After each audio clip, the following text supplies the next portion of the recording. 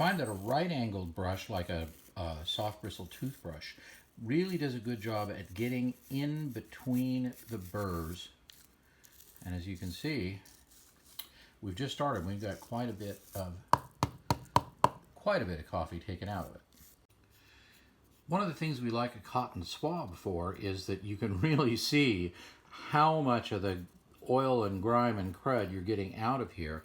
Plus, it also does a very good job of getting, again, into all the little crevices. And as you'll see, one of the next steps, they're flexible, and there's a time where that is really important. It might be easier because you've got the upper burr in your hand to move that and hold the brush still. This is one advantage to having everything taken apart. You can get all of the angles. You can see there's that more of that coffee there on the bottom face of the burr. We'll get that off too. Wow, so that's nasty. You see there's a lot of coffee debris in there.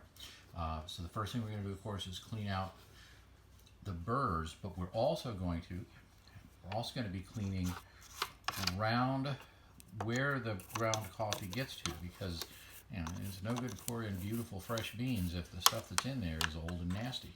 Is this better? Yes. So here, the thing we like with the Q-tips, they really do a good job. They're a little bit abrasive, and as you can see, they're getting off even the oils. Yeah, I admit it, I love dark oily coffee, but we're getting off the oils and the grounds from here just with a little bit of rubbing. And remember, you never want to use anything liquid in here. That will completely ruin the mechanicals and the electrical parts of your coffee grinder.